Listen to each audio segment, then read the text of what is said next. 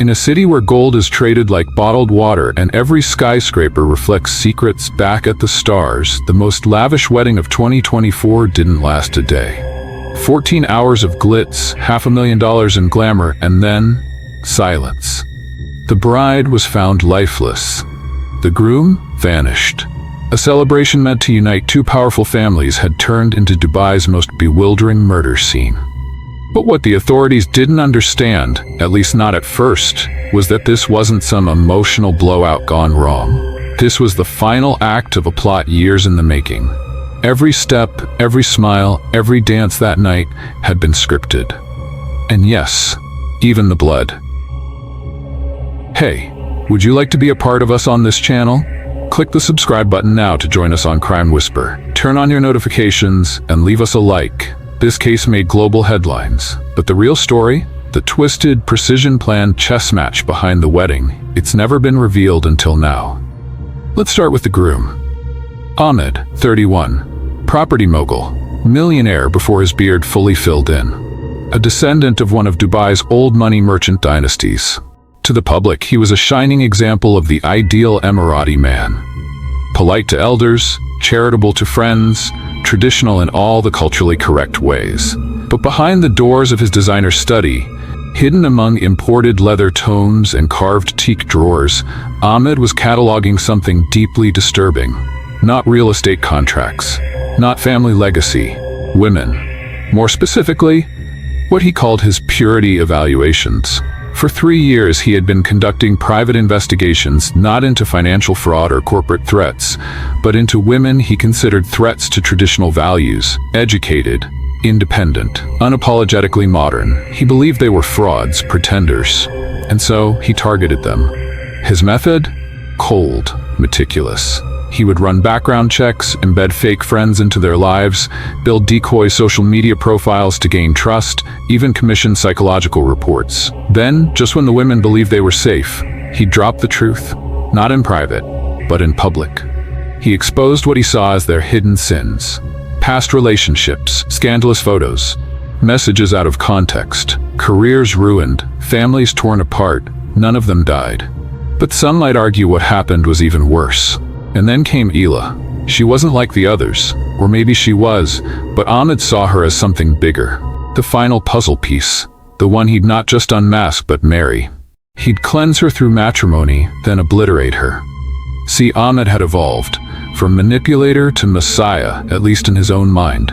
He believed he had a sacred duty, to preserve the city's honor by eliminating what he saw as feminine deceit. The wedding? Not a union, a trap. A ceremony built on surveillance and lies.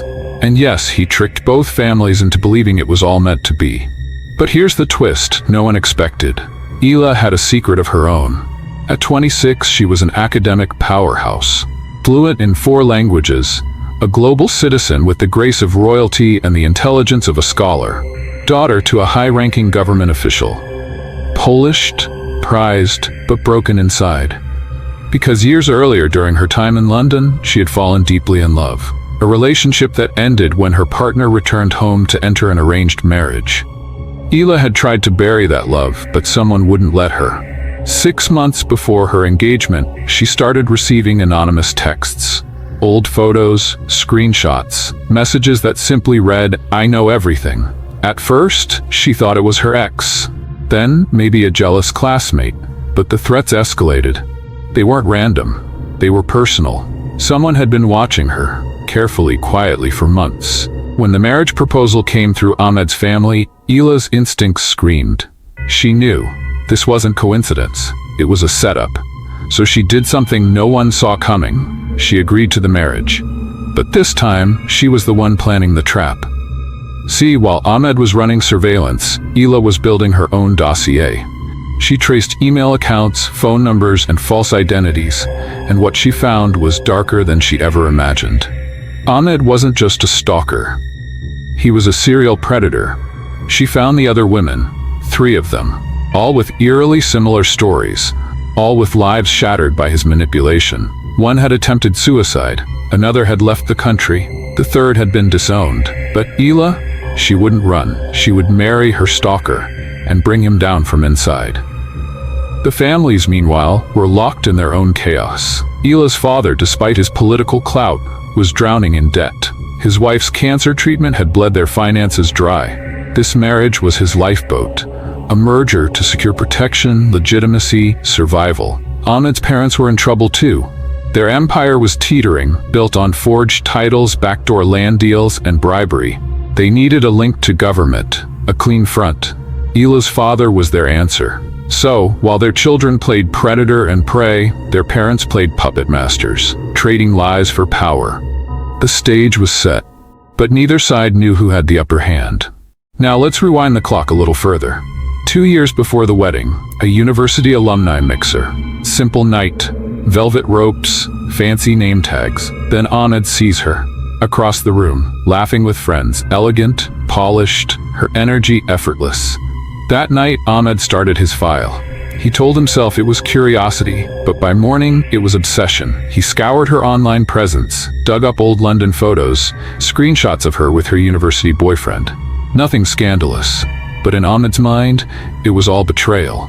A woman playing pure while hiding secrets, and that, to him, was unforgivable. He hired a man named Rashid, his go-to investigator, a fixer, a man who specialized in social neutralization. For months, Rashid tailed Hila, watched her habits, recorded calls, built an entire dossier on her vulnerabilities. Meanwhile, Ahmed crafted a social network of lies, fake accounts that slipped into her world unnoticed. Friends of friends, co-workers, even neighbors, all feeding him updates. The harassment started softly, a message here, a cryptic comment there, then escalated. Friends began asking strange questions, gossip spread in whispers. Hila began to unravel, but not break. Instead, she turned the tables. Using her business background, she reverse-engineered the pattern, traced IPs, cross-referenced fake profiles. Then it hit her. Every clue pointed to one man, Ahmed. She knew then that he wasn't after love. He was after domination. But this wasn't just about her anymore. It was about everyone he'd hurt. And it was time to strike back. Hila gathered evidence. Voice recordings, screenshots, conversations. She contacted his past victims, built a digital vault of everything he'd done. When Ahmed's family sent the proposal, she accepted. Not as surrender, but as strategy. She wore a wire, hid a recorder in her dress, documented every interaction, every conversation. She played the part, obedient, shy, naive. But underneath the lace and henna, she was coiled like a blade. On the surface, the wedding was a fantasy. 500 guests, gold leaf menus, Leavoud performances, a diamond chandelier so big it had its own insurance policy. But behind the smiles, war. Ahmed thought he was moments away from destroying her. Hila was moments away from destroying him. At midnight, the final act began. They were escorted to the penthouse suite. Marble floors, rose petals, ice buckets full of champagne. The doors shut, masks came off. Ahmed pulled out his folder, photos, texts, reports. "I know everything," he said, voice flat. Hila didn't cry. She smiled. "What do you think about this tragic event? Please leave your thoughts in the comment section.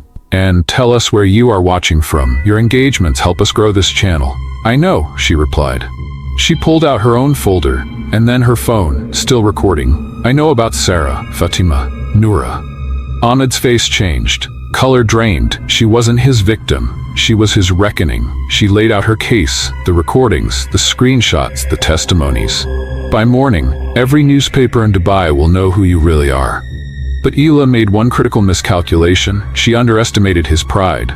What followed wasn't rational. It wasn't planned. It was rage, raw, primal, violent. Ahmed lunged, hands around her throat. She fought, hard. But he was stronger. Within minutes, she was gone. He had won the battle, but in doing so, lost the war. The suite was filled with damning evidence, both their phones still recording, their schemes exposed. The wedding night had become a crime scene soaked in betrayal, and the fallout? That's just beginning. Let's shift our focus now. 2 years before that catastrophic wedding. It was a casual evening, a university alumni mixer. Fancy velvet ropes, glossy name tags, a jazz trio humming in the background. That night, Ahmed spotted her, Hila, across the room, draped in grace, laughing without apology, dressed sharp, her presence disarming. And just like that, the man who thought he'd seen everything froze. That was night one of the surveillance file. What he told himself was mere curiosity quickly escalated. By sunrise, he was cataloging every digital trail she'd ever left behind. Not just Instagram or LinkedIn, but deep forums, old photo albums, school rosters. What he found? Images from London. Her with a man, smiling, clearly in love. To most people, this would be nothing. But to Ahmed, it was betrayal. A hidden past, proof of impurity. And that made her dangerous in his mind. So he hired Rashid, not just a PI. This man was a shadow, a fixer known for erasing people from social circles without ever touching them. His specialty? Social neutralization. For the next few months, Rashid shadowed her. Airports, libraries, cafes. Her routines became entries in a dossier thicker than some PhD dissertations. Voice logs, heat maps, behavioral cycles. Meanwhile, Ahmed built a fortress of fake personas, sock puppet accounts, deepfakes, digital phantoms. They slipped into Ila's world. A co-worker who shared memes, a fellow cafe regular, even a university alumna from London, all feeding intel back to him. And then came the slow bleed. At first it was vague, odd messages, cryptic comments. Friends started questioning her about things she hadn't shared. People looked at her sideways at events. The whispers multiplied, her confidence dimmed. She questioned her memory, reality even. But Ila wasn't average prey. She noticed patterns. She reversed the psychology. Her business background kicked in. She mapped the sources, then started cross-referencing accounts, tracing emails to IPs, and suddenly his name surfaced. Ahmed, the Prince of Deception.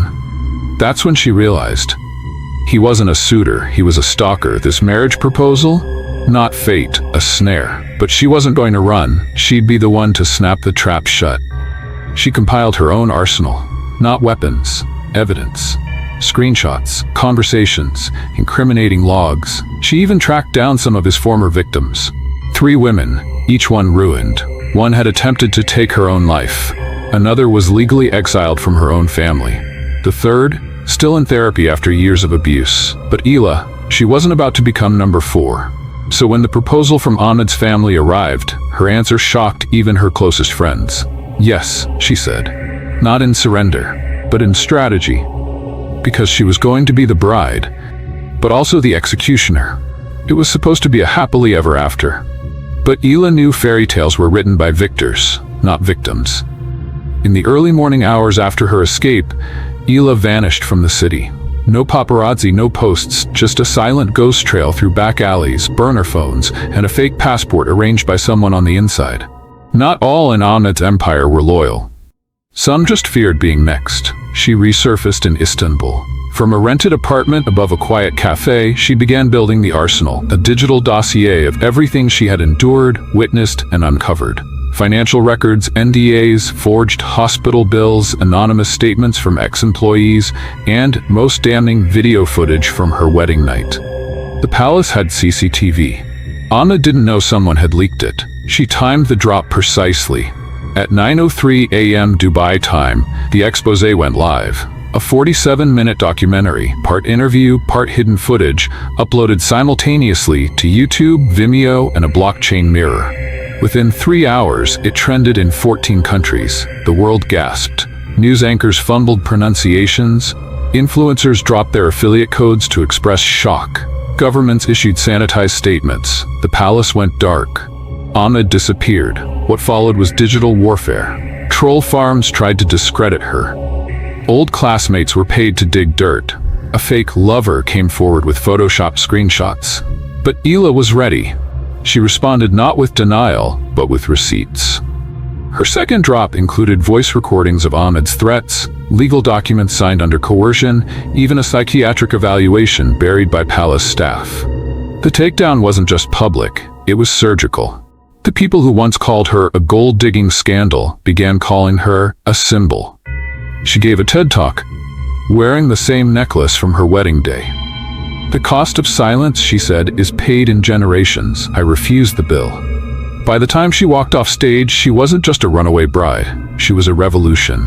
The world doesn't change in an instant, but sometimes it cracks wide open. As Ila's expose went viral, so did the questions. How deep did the corruption go? Who else knew? And why had no one spoken sooner? Governments scrambled. Royal spokespeople canceled press briefings. Influential families, once seen dining with Ahmed, began quietly deleting photos, issuing vague statements about unforeseen revelations. But the court of public opinion was already in session. A coalition of journalists launched an international investigation, nicknaming it the Black Veil Files. Turns out, Hila's wedding had been just the tip of the iceberg. There were others. Whispers of coerced marriages, missing staff, misappropriated public funds funneled through charities. And for once, whistleblowers didn't feel alone. Anonymous insiders leaked financial spreadsheets. Housekeepers turned witnesses. Even a former diplomat from the Gulf came forward, confirming the extent of Ahmed's influence buying and media manipulation. Meanwhile, social media became a battleground. Hashtags like Justice for Hila and hashtag End Palace Silence surged. Street art of Hila's face, stylized like a freedom icon, appeared in Berlin, Seoul, and Johannesburg. And then came the documentaries. Streaming platforms raced to secure rights to her story. Hila partnered with an indie studio led by a female Arab director. The result? Bride in Exile, a film so unflinching it sparked calls for an international tribunal. But Hila didn't just want justice, she wanted transformation. She launched a podcast, interviewing survivors of institutional abuse. She created a digital safe house for whistleblowers, and she began mentoring young activists who saw her not just as a survivor, but as an architect of change. 1 year after her escape, she returned to the TED stage. Empires fall, she said, not because of a sword, but because a single truth refused to stay buried. The standing ovation lasted 9 minutes. While Ahmed disappeared into shadows, Hila stepped into global light. She didn't just tell her story, she built systems to stop the same nightmare from repeating. The Hila Initiative launched regional chapters, offering everything from legal aid to encrypted therapy sessions for survivors. What began as a single voice became a network of thousands. Ahmed's defenders tried to fight back, one last desperate campaign of discredit. Paid pundits, deepfake videos, tabloids fueled by old money. But Hila's receipts outpaced their lies. Her movement wasn't a trend, it was infrastructure. At the United Nations, she addressed a special council on gendered financial abuse. In Saudi Arabia, underground feminist collectives began translating her documentary. In Argentina, survivors held silent vigils with her wedding dress projected on city walls. But Hila wasn't looking for fame, she was building a reckoning. Ahmed's shell companies began collapsing, offshore accounts frozen. Lawyers jumped ship. His family issued a panicked statement, distancing themselves. But it was too late. The final blow came when The Guardian released the Phoenix Files, documents proving Ahmed had used diplomatic immunity to evade multiple human trafficking charges in 2016. Now the world wasn't just angry, it was activated. Interpol issued a red notice. Hila gave no victory speech, no dance on his grave, just a tweet. Justice isn't retribution, it's reconstruction. And with that, she disappeared again, to build, to rest, to rise. In the end, power is a mirror. It shows you who you are, or who you've become trying to hold it. 6 months after the Black Book leaked, the world wasn't the same. Not for Hila, not for the empire that had once protected Ahmed, and not for the region now learning how to confront its shadows. The Hila Initiative had become more than a foundation. It was a movement. Offices opened in London, Cairo, Toronto. Survivors across borders found community. Legal aid programs exploded in demand. Even parliaments, some previously silent, began to propose reforms. But Hila knew healing came in stages. She returned to Dubai under heavy security, not as a fugitive bride, but as an invited speaker for a global anti-corruption summit. This time, she stood on stage not to recount pain, but to envision future. Legacy, she said, shouldn't be a burden we inherit. It should be a gift we choose to refine. Her words echoed across broadcast satellites, through VPNs, into households and palaces alike. And in that moment, she didn't just reclaim her narrative. She reshaped the cultural lexicon. Meanwhile, in Morocco, an informant tipped authorities off about a yacht registered under a shell company linked to Ahmed. This time the raid wasn't empty. He was there, bearded, unrecognizable. But the prints matched, the DNA matched. And and so did the burn marks on his wrist, the same ones Hila had seen when he gripped her arm on their wedding night. He was extradited in silence, no press, no headlines. But justice doesn't always need a spotlight to be real. The trial was international. Witnesses flew in from 5 continents. Digital evidence filled hard drives. Ahmed's defense crumbled. He was sentenced to life without parole. His family's wealth seized, titles revoked, properties auctioned. Their surname, once a symbol of power, now whispered with shame.